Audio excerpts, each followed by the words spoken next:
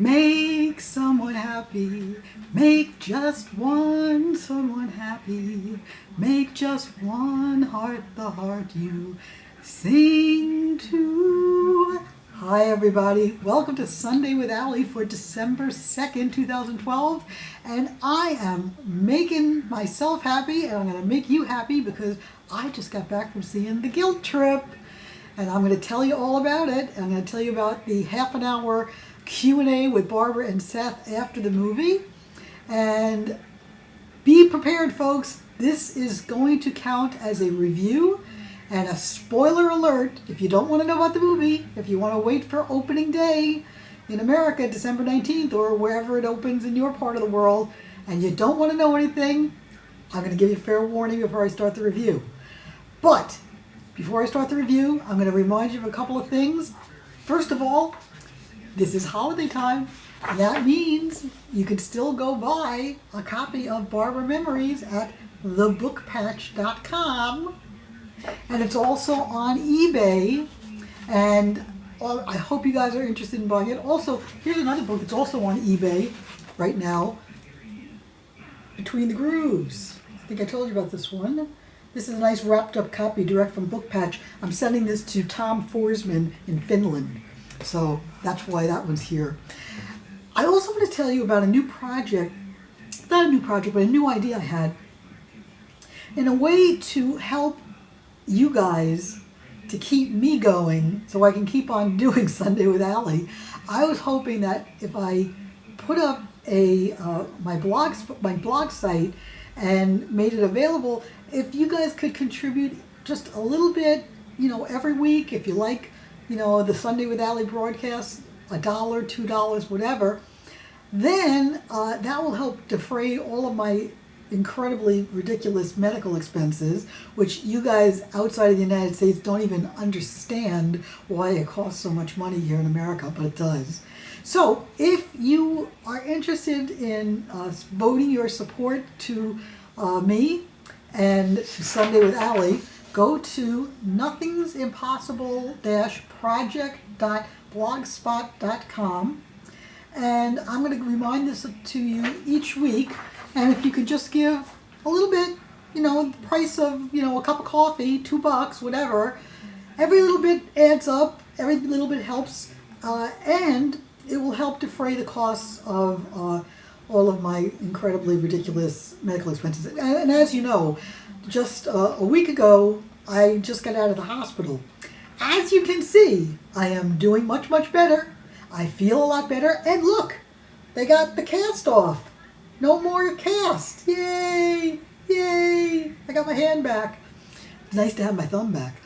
Anyway, and with my thumb, I can tell you about The Guilt Trip. And the first thing I'm going to tell you is, thumbs up. Okay, let's start the official review. So if you don't want to know, this is where you check out.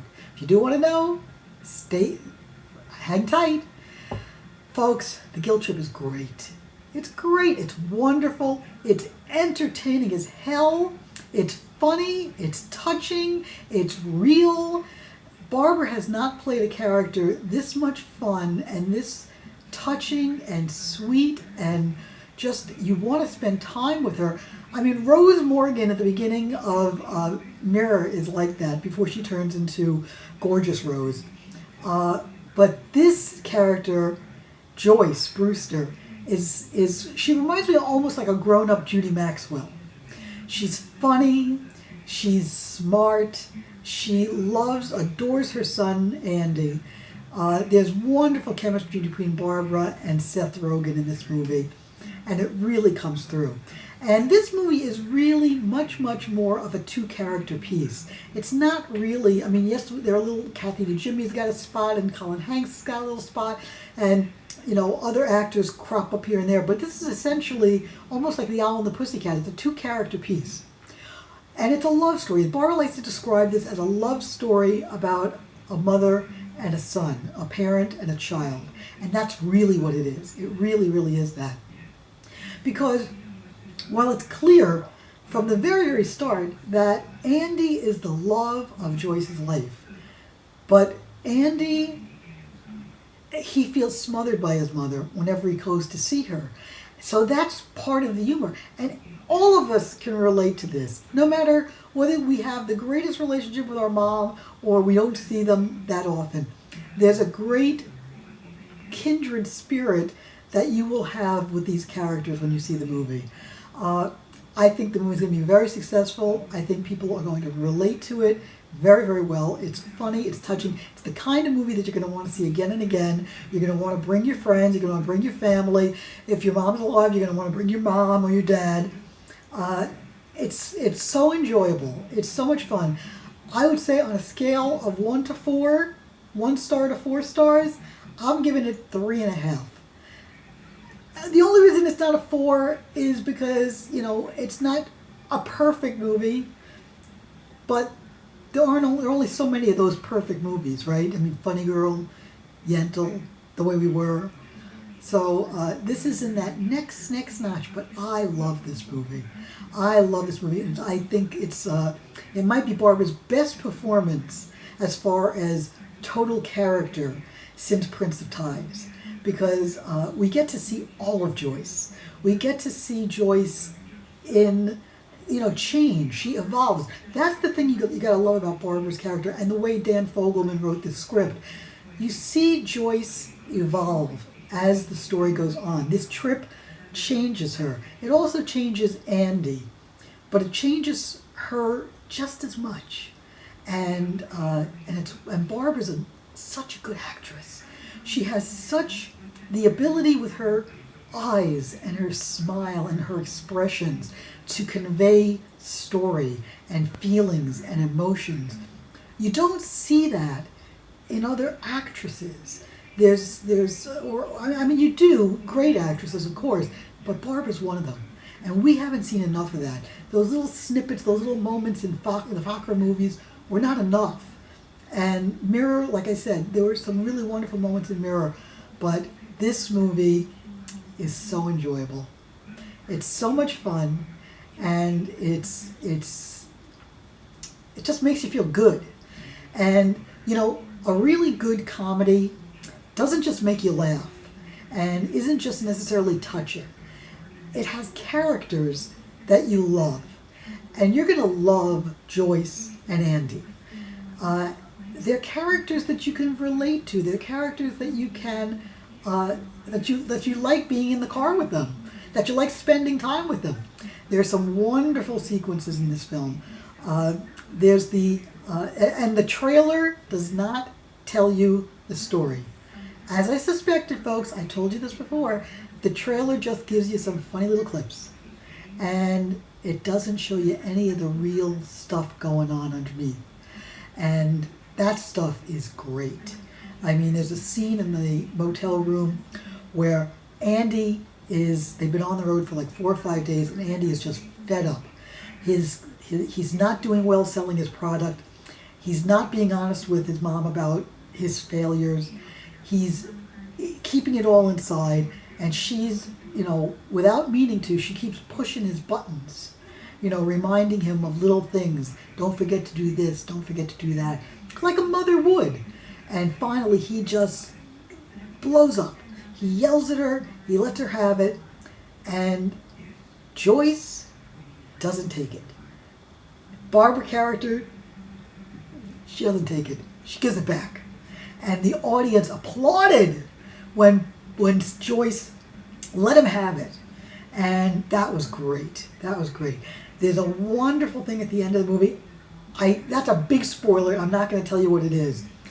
But it's movies that have this great ending, you just love it. You just love it when it twists. And that's what this movie has. It has a great button at the end. And when you hear it and when you see it, the whole audience was like, it was great. It was just fantastic. I really think it's the kind of movie, like I said, folks, I think it's going to do very, very well. I think it's going to remind people that Barbra has not done enough movies. By the way, in the Q&A afterwards, the simulcast, Barbra and Seth did a 30-minute simulcast. It was hosted by this guy named Joel Stein, who is a writer for Time magazine. Now, interesting point. Joel Stein mentioned that he's spent the last few days with Barbara. He's driven in the car with her. He went to her house. He saw her collection.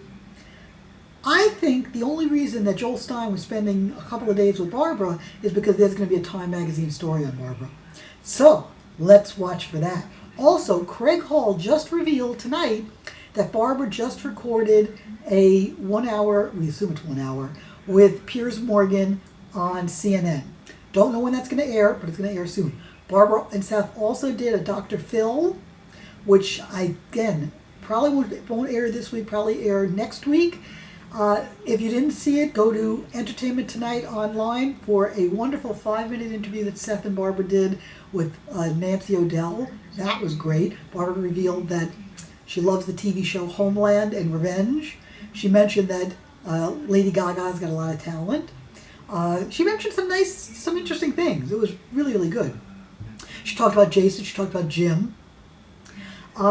In this 30-minute Q&A, there were some other things that were also revealed. For example, Seth reminded Barbara that she told him a story about how she smoked grass with Peter Sellers. And Barbara explained that what happened was she was married to Elliot at the time. Elliot was making the movie the night they raided Minsky's with Britt Eklund, who was married to Peter Sellers. So Peter and Britt and Elliot and Barbara all got together, and I guess they, smoked some grass, and then they went out to dinner.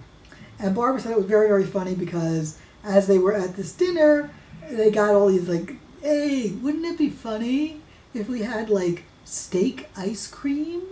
Ooh, that sounds really good, ooh. Barbara said you had to be there. She also revealed that when they asked if she's ever taken any other road trips, she mentioned that she does the road trips with Jim, but she also mentioned that she once took a road trip with Marlon Brando. It was around the time of Missouri Breaks, which I think was 1974-75, and they went on a day trip.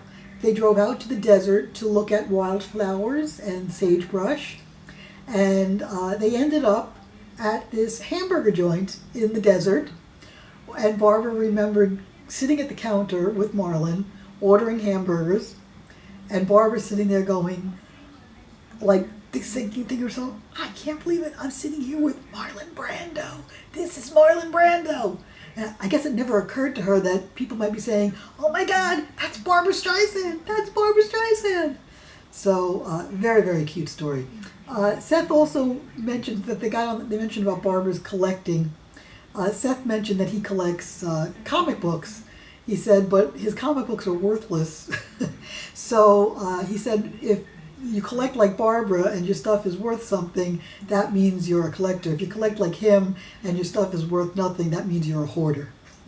So Seth was very, very funny. You could really tell that they had wonderful chemistry, not just in the Q&A, but also in the movie. It really comes right off the screen. There's another great scene in the movie where they go to they're in Lubbock, Texas, and they go to this place called the Big Texan, and there's an eating contest where if you can eat a 50-ounce steak, baked potato, a salad, a piece of bread, a bun, and a shrimp cocktail in an hour, you get the meal for free. And if you don't, you have to pay $100. So Joyce decides to do it. And it's a very, very funny scene. But Barbara, in the Q&A afterwards, talked about it and mentioned the fact that she really is not a big steak fan. So she usually likes the first bite, but then after that she kind of gets sick of the taste of steak. So what they did in the long shots, instead of her having her, for 3 days they were shooting this scene. So in the long shots, instead of having her constantly eat the steak, they used watermelon, where they kind of just charred the ends of the watermelon to make it look like steak so that she could fake it. But this was the really interesting thing. She mentioned the fact that the scene reminded her of when she was filming Hello, Dolly, and they had to do the big Harmonia Gardens scene where she's eating and talking to Horace, you go your way, I'll go mine. Well, that scene, Barbara remembered getting so sick of eating that food for all the days that they were shooting. She didn't even remember what the food was, which of course I screamed out, "Turkey! Turkey!" But that was very funny. As a matter of fact, you want to know something, guys? When she filmed that scene, she was so stuffed that they actually unzipped the back of her gold gown so that she could breathe, because it was that nauseating eating that much food and filming over and over and over again. So that was a very, very funny bit. The Q&A was good. It wasn't great. It was kind of done in a ramshackle way, because they asked us to submit questions, but all the questions that they eventually took were from people who had already seen the movie. So our questions were never asked. Like, we all asked, is Gypsy your next film? Which I hope it is, although Barbara said something in the Q&A which I have to share with you guys. Barbara is, for a woman who gets as much accomplished as she does, she's so lazy. She mentioned that she didn't want to shoot this movie at the Paramount lot, and she suggested that they could shoot it in Malibu, about 40 minutes from her house, just by renting a warehouse and shooting all the scenes in the warehouse and creating the set and using CGI. And she was right. That's what they did. The only scenes that they actually went on location for were, I think, the airport scenes at San Francisco and the Caesar's Palace scenes in Las Vegas. Everything else they faked in Malibu. And Seth was actually kidding Barbara about it, saying that, if Barbara had her way, they would film it in her backyard. So I hope that doesn't mean that Barbara will balk at doing Gypsy if it means that she has to go further than 45 minutes from her house. So, but you know what? It was so worth it. She's so good on film. She's got to make more movies. And she looks wonderful in this movie. There was one scene where she reaches into the back of the car that I swear to God, she looked like Judy Maxwell in What's Up, Doc? And that movie's 40 years ago. So at the right angle, But she really looks about 20 years younger than she is. She also had lost a lot of weight for this movie, because the scenes where you could definitely see her butt and her hips, and she lost weight. She was skinny. I don't think Spanx could do that. And she looked, she had her hair, the wigs were great in this movie. She had her hair up most of the time. She wore glasses most of the time. But she looked fantastic. And in the scene where the cowboy flirts with her and asks her out, it's totally believable. It is totally believable, because she's a very attractive woman. And she looks great. And very, very nice scene there. Very nice little chemistry there. Love it. Love it. Now, I'm trying to think what else. The Barbara mentioned they asked what are her plans for the holiday, and she said that after doing the tour, all she wants to do for the holidays is stay at home. She's so happy to be home. She wants to stay at home. She did indicate that Today's Show is doing an interview. I think ABC is doing an interview. So there will be more press for Guilt Trip. I know Monday and Tuesday they're doing a press junket. So I think we're going to see much, much more on Barbara and Seth. So watch your TV for little snippets here and there. And hopefully that Time Magazine piece is coming out. Maybe that's going to come out at the same time as the review of the movie. I think people I know are going to ask, what about the Oscar potential? I don't know if there's really a possibility for, I would say if it was a weaker year for female roles, maybe Barbara could sneak in there, but it's very, very hard for a comedy performance to sneak in there with an Oscar nomination. I think, though, we can guarantee a Golden Globe nomination. And Barbara's been very, very lucky with the Golden Globes. Nobody's won more Golden Globes than Barbara. So maybe we'll see her win another Golden Globe this year. You never know. And it's not because the film is not worthy. I just think it has to do with the heft of the film. When you see some of the more serious films out there, you could see why other actresses might get a nomination ahead of Barbara. But this film, The Guilt Trip, is laying the groundwork for Gypsy. And Gypsy could be another Oscar for Barbara. I know. I'm putting the cart before the horse. But I'm very overconfident because I'm a Barbra fan. I'm trying to think what else Barbra said in the Q&A. The Q&A was like I said, kind of interesting. Her and Seth really love each other. You can tell they get along. Barbara's met Seth's mom 3 times. Seth mentioned that Barbara's character, Roz Fokker, is more like his mom than Joyce Brewster. So I thought that was interesting. So I'm going to wrap this up now because I want to get it on the web. It's going to take me an hour to upload it. I think I've solved all the problems with the sync and that this will come out well. Fingers crossed. As you can see, I'm doing much better. Thank you so much, everybody, for your good wishes. I want to give a shout out to Robin Littman and John McCachran and Simon Abramovich and Jeff Lynn and Harper Haska, who were all at the movie tonight. Also my sister Meryl and her husband Sam were there. My husband Leslie was there. The theater was packed. Richard J. Alexander was there. Hello, Richard. We got to talk to him a little bit. I told him to make sure to tell Barbara how much we loved the movie. And all in all, guys, a great evening. I can't wait till December 19th to see it again, and I'm sure I'm going to see it multiple times. So I'm going to wrap this up for December 2nd, 2012, Sunday with Ally, your Barbra Streisand webcast. One last time, I'm going to remind you guys, please go check out the Nothing's Impossible Project blogspot.com to offer your support for Sunday with Ally. And don't forget, you can buy Barbra Memories at thebookpatch.com as well as eBay. And until next week, this is Ally Waldman, who's doing much better and feeling much better and no more. I got my thumb back.